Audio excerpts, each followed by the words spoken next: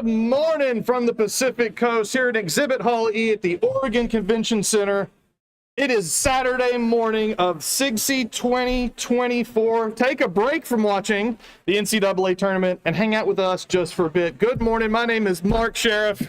And I'm Will McBurney. And this is SIGCSE Coffee Break, the show about everything going on or everything left to go on here at the 2024 SIGCSE Technical Symposium. How has your symposium been, Will? It's been really good. So yesterday I chaired a software engineering and global session, and there are specific things from that session that I want to take into CS 3240 that we do together at UVA with group management. Are you going to tell me first what we're going to do, or are you just going to do it? Depends. Depends. I mean, in fairness, it depends if we're, teaching at the same time on it. Okay. All right. But, are we going to do a little A/B testing right there on the...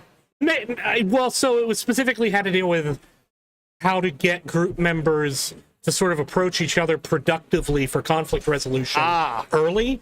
And so it was out of Carnegie Mellon is the specific paper I'm thinking of. Michael Hilton and his student Victor presented. And they managed to have a very successful reduction in sort of people reporting group issues at the end of the term. So it's something that I think we should maybe steal wholesale and take credit for. Yeah. No. Well, you and I who have taught software engineering for several years, we know from day one that if we don't teach students how to be on a team, they're not going to be good teammates. Right. It's a skill it's a skill just as much as learning Java is a skill. Yeah. You have to practice it. You have to suck at it and then get less sucky and then eventually maybe even be decent. That's the way I tend to view our role in terms of reinforcement learning. Was there a part of the paper about how to be a good teammate when you're teaching with another person? No, but I'm sure someone's published that paper. I'll make sure to read that and give you some tips. Okay, I think that would be a good idea. Did you hear? Did you hear what happened back at UVA while we've been here?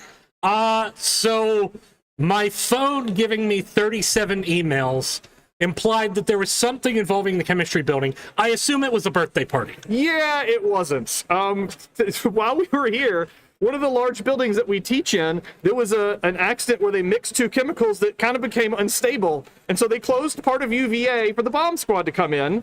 So kind of nice that we were here in Portland for that one. Am I teaching in the chem building next term? I can't remember. You are not. I moved you to nursing, which is absolutely going to be safe. All right. Yes, that's true. Professor Morrison is teaching in this is Brendan Morrison. Everyone, say hello while you can. Yeah.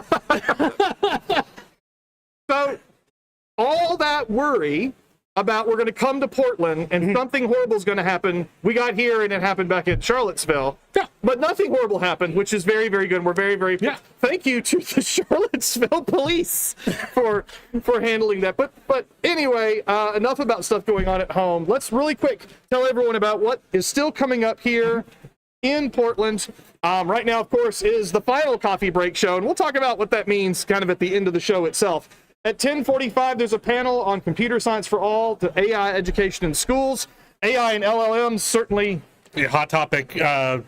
Not surprisingly so. I mean, it's not just disrupting industries, it's disrupting education in a lot of ways. And that doesn't necessarily mean it's bad, but we certainly need to adjust. Well, did you know that some of our colleagues actually suggested that we have an LLM in our department for answering advising questions? I mean, I don't know about how well we'll be able to train it, but I'm all for it. As long as the only answer is go ask Will, then I'm good with it. Because that's probably the only way we'll get good answers. Yeah, that's a sacrifice you're willing for me to make. I'm always willing for you to make those sacrifices. At noon today, we have our final keynote, the Computer Science Education Award presentation with Michael Casperson. For those of you in the community, you know that name. If you don't, you would recognize Michael and the computational revolution, our professional responsibility. It's going to be a great talk, so please make sure you tune in for that. At 1:45, the latest it has ever been, the Nifty Assignments panel. Nifty Assignments is always great. I mean, if I were to make a tier list of assignments, like Nifty, S tier. Good assignments, that's like A tier. Bad assignments, that's F tier. I'm glad we got rid of the bad assignments. So what you're saying is we should submit? No, there actually there usually is. No. A bad the things that didn't work out. Yeah. It seemed like a good idea at the time. Yeah, in fairness, yeah, that yeah. So it loops back around, and that's another S tier. That can be. That could be another one. So yeah, nifty assignments is always a fun one. It is always a fun one. So for those of you are a little confused, like, wait, 1:45 on a Saturday and it's not a workshop, what is going on? So that we did extend the conference this year into Saturday afternoon, so that we have a little bit more time to get to all of the fantastic papers and presentations that were submitted. And if you have any thoughts on this, watch your email for the conference feedback form that will come out, because the folks that we're going to have on in just a few minutes are really going to want to see all that data. So hopefully you take advantage of all of those things. I had something I wanted to talk about with you before we brought on our guests, because I just think this is neat. I was going back through some of my files, and I wanted to look at some of the history of the SIGCSE logos. Yeah. Now, I wasn't able to go prior to 2008. I couldn't find 2007, which is fine. I didn't go to 2007, so in my mind, it didn't exist. Although I think that was Covington, Kentucky, I think. And I'm getting some nods from the audience. So looking at this, the original Portland, we've got the rose, and we've got the rose again in 24. You know, I think we appreciate the local fruit and fauna when we create our logos. With the acorn there for SIGCSE 2012 that was in Raleigh. As someone who went to school in Raleigh, the triangle for Raleigh, Durham, Chapel Hill, and I'm just kind of, okay, that was fine. Other than of course the SIGCSE 2020 logo, which, you know, and our official bootleg, and the 2021 logo, which I made. Tell me which of those are your favorites. You know, for whatever reason, I'm actually quite partial to the Rhode Island one in 22. Oh, okay. I kind of like sort of the lighthouse with the kind of the minimalist light beam. Yeah, that's... Yeah, shout out to Larry Merkel and Maureen for that logo, for that conference. I always felt the Denver logo was really... Which year is that? So Denver, I'm pointing to a screen that no one at home knows what I'm pointing at. Yeah. We all do this when we're teaching, I see it. I can tell which one. Yeah, it's 2013. It's the one... That's pretty cool. I like that. It's the snow cap, but it's a pointer. Like... Not to make you feel... I was still in grad school then, so I didn't make the trek. But we have to talk about the one here that always stands out, which is 2018, and that's the one I'm wearing on the shirt right now. So this was CS for All. This was Dan Garcia and what? And Tiffany Barnes. Thank you. I was about to say Adrian. I was like, that's not right. It was Tiffany Barnes. Thank you very much. It was 2018 in Baltimore, and we were voting, and the theme was CS for All. So for CS for All, we have, you know, everyone like circled up, and that's great. And then also it's Baltimore, so they thought Browns. Yep. And of course, in true Dan Garcia, Tiffany Barnes fashion, they said, oh, wow, we love these two. Smash. And we make the one logo. But when they do that, it now looks like this is the summoning circle for the demon crabs. I mean, you know, but it is a benevolent crab that teaches CS to everyone. So, so I mean, how can we complain? I will forever now refer to that as the benevolent crab that teaches CS to everyone. That is fantastic. But the newest logo, which was just announced right here. Congratulations to our friends for 2025 as we're going to the Steel City, going to Pittsburgh. And would the 2025 team come on up and let's talk? Yay!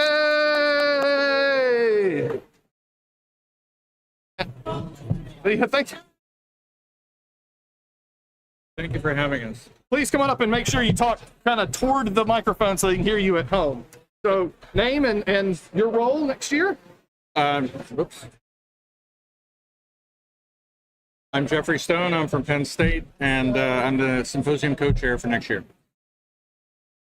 This one or that? So this is for the folks at home. This is for the folks sitting on the floor. So you got to get right up on that mic to talk into it. Both of them. Okay. I'm Libby Shoup, and I'm one of the program co-chairs for next year in my second year of the stint. Yeah, as part of the 2-year, because y'all were both working for the conference this year, which, again, Round of applause for 2024. Thank you all so much for everything that y'all did. We've got some changes, particularly on the program side. So I want to go ahead and put this up because the dates are different. The dates are earlier. Okay. Can you talk about what y'all were thinking about with the same dates that are right here? Yeah, okay. Yeah, so I had nothing to do with choosing February. No, for the submission dates. Oh, yeah, but I didn't have much to do with choosing February 26th. Oh, that's fair too. So once I had February 26th, I had to go backwards to figure out, we review for round 2 and then we review for round 1.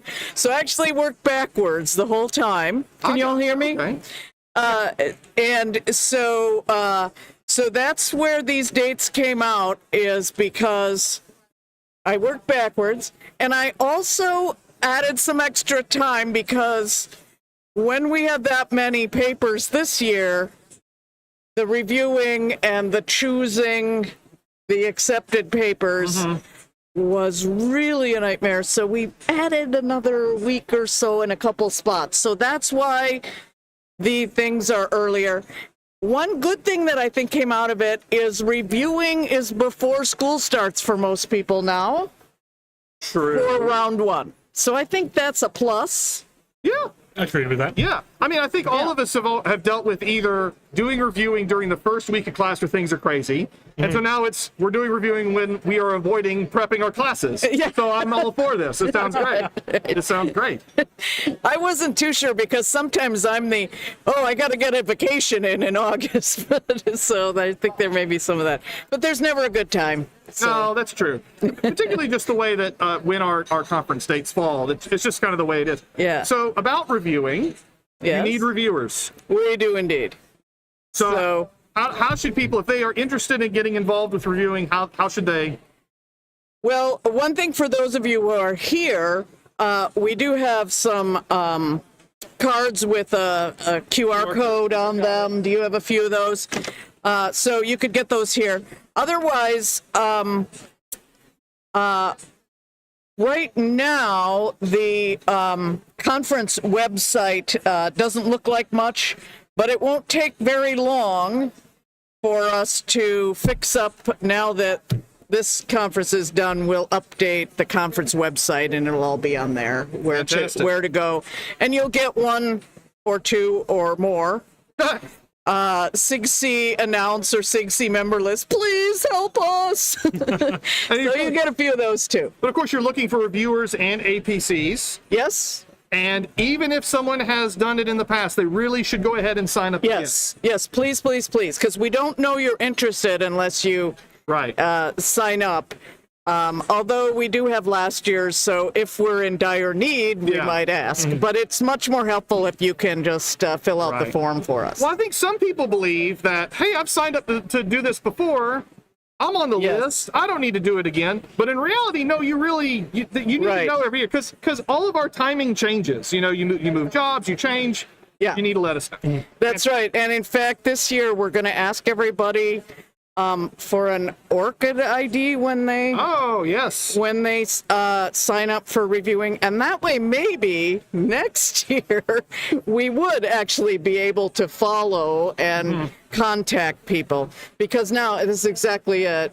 We don't have up-to-date email addresses for people. Yes, that makes sense. So, and everybody does move institutions a lot, and so, but with ORCID ID, we're hoping that might help us a little. Yeah, right. Jeff, why don't you tell us a little bit about what we should be excited about for Pittsburgh? Pittsburgh has such a, let me get it a little closer here. Pittsburgh has such a rich history, dating back to the Revolution, to the French and Indian War, to colonial period. And where we're going to be having the conference is actually near like Fort Pitt and Fort Duquesne and Point State Park. So there's a lot of nice things you can walk to. There's a lot of great restaurants. There's the Andy Warhol Museum, there's Carnegie Museums, and of course, Pittsburgh's a big college town. So there's Carnegie Mellon, there's Duquesne, there's University of Pittsburgh, so many others. It's really a great and revitalized city that I think people are really going to enjoy. Do we know much yet about hotels and walking distance and like for accessibility reasons, There are three, right now there are three conference hotels well within walking distance to the convention center. The convention center itself is right along the Allegheny River, so it's very picturesque. Within walking distance, there's also some light rail. There's bus service, which actually can take you to and from the airport. A variety of taxis, of course, Uber, that type of thing. So it's very accessible to get to a lot of the tourist attractions. Oh, that's fantastic. That's great. I know I'm excited because we can drive. Yeah. I mean, this was, flying to Portland. The last airplane flight I took was flying home in 2020. I hadn't gotten on a plane since then. So getting on a plane to come here had some big feelings because I actually just drove to Toronto and Providence. So I'm just fine not flying again. Yeah. But you could go see. I did fly to Providence actually. Yeah, but I wasn't able to go to Toronto. But yeah, no, I was trying to think. Sorry, my last flight. But yeah, go ahead. No, I was gonna say, look, you're from West Virginia. You can swing past family if you really wanted to. And... Yeah, well, so my mom actually grew up in Pittsburgh. That's where my grandmother lived for a long time, and I'm gonna see if I can try to get a Penguins game in during the thing. I am actually unironically a huge Penguins fan. Yeah, I mean, when we were in Toronto, there was a Hurricanes Leafs game that was right next door. Here in Portland, there was a Trailblazers game. Two. There were two. Yeah. So we won't have basketball, but if you want to catch hockey when we go to Pittsburgh, we can do that.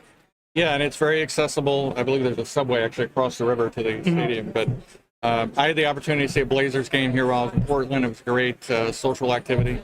I encourage people to look into the hockey when they get to Pittsburgh. Fantastic. Anything else from the 2025 team? Anything else we should know? Things we should be excited about? Are you still looking for volunteers to help out? We are looking for a few volunteers, so feel free to contact us. Contact me, contact Libby, contact anyone on even the 2024 staff. They'll be able to direct you. So please, we're also, of course, looking for reviewers, as you mentioned. So please, we're always looking for someone. Always looking for someone. Thank you so much again for everything you did for 2024. Yay! And of course, best of luck with 25. I know it'll be fantastic, and look forward to seeing Pittsburgh. Okay, thank you. Thank you. All right. I feel like I also just have to obligatory note that I am a WVU alumnus, and as a Mountaineer, I have mixed feelings on University of Pittsburgh, but no, Pittsburgh is a really, really great city. I authentically like going when I can. The River District's gotten really nice, a lot of restaurants, a lot of nice bars, things like that. So. And we have so many colleagues there. I mean, certainly all of our friends from Carnegie Mellon, all of our friends from Pitt, and well, we do have a lot of friends here from Carnegie Mellon. Yeah. I mean, certainly. So hopefully they will come out. I know that our friend Tom Cortina is one of the local arrangements folks. Actually, who's the other local arrangements? As I find it, Brian. Yes, of course, Brian Railing, also from CMU. So we've got a whole slate of fantastic people.